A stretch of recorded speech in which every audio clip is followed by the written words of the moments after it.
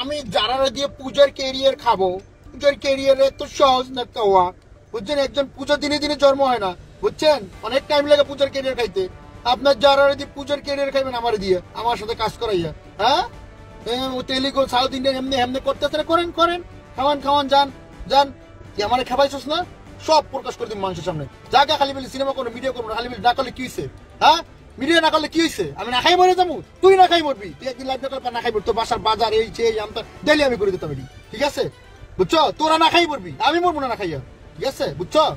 সে সবসময় লাইভলিটি থাকবে, সে সবসময় ইতে থাকবে, সে সবসময় মানে হাইলাইটে থাকবে।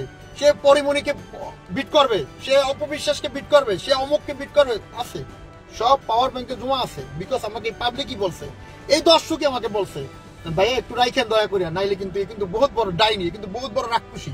মেয়ের আইফোন কেন দিলাম না? মেয়ের আইফোনটা আমি কেন দিলাম না? মেয়ের আইফোন কেন কিনে পাঠাইলাম না 1,70,000 টাকা দিয়ে? এই জন্য। বুঝতে পারছেন আপনারা? তাই এবার তোর ল্যাংটা করে, জাতীয় ল্যাংটা করে এবার ছাড়িয়ে দিব। কোন সাপের লাসে পাও দিছে, ঠিক আছে? কোন সাপের লাসে পাও দিছে, ল্যাংটা করে মানুষ ছাড়িয়ে দিব।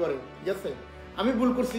আমি তার মতো একটা খারাপ ব্ল্যাকমেইলের পিছিয়ে পড়ে আমি আমার দর্শকের কাছে মাপ চাই, আমার পাবলিকের কাছে আমি হাত জোরে মাপ চাই।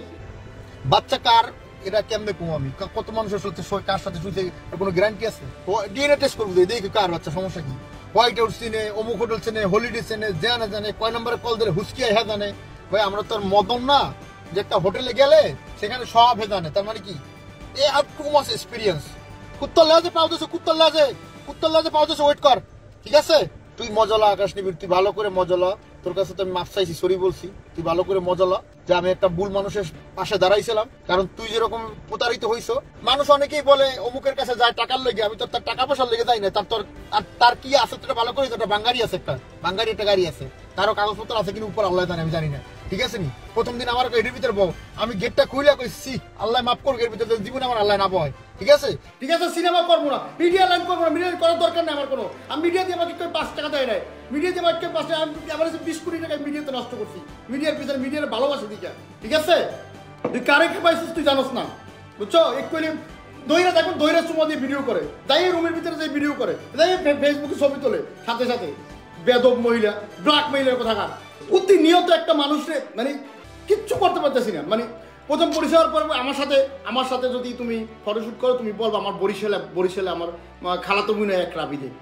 এগুলো না বললে মানুষ নিব না ঠিক মতন, কারণ আমার জনপ্রিয়তা আকাশ ছোঁয়া, আমার ফেসবুক ফলোয়ার বেশি। মানে একটা মিথ্যা কথা কয়েছে, তখন থেকে আমার ডাউট লাগে আসলেই তো মিথ্যাবাদী, আসলেই তো মিথ্যাবাদী। সে পরিমণি নিয়ে বলে আমি তো তার একবারে ঘরে যাই, তার বাসায় যাই, আমি বাসায় যাই, মানে বাকিরা বলো বাসায় যাই, আমি তার সাথে একসাথে বাসায় যাই বসি।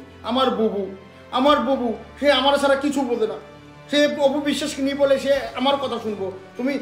তুমি সিনেমা করবা, তার গাড়ে করবে, সবাই ডকুমেন্ট আমার কাছে আছে, তুমি আমাকে চেনো আমি কে? ভাই এটা একদম ব্ল্যাকমেল হইতে একবার যখন নিশ্চয়ই গেছে, পিঠ দেওয়ালে ঠেকে গেছে, তখন আমি তারা ব্লক করছি।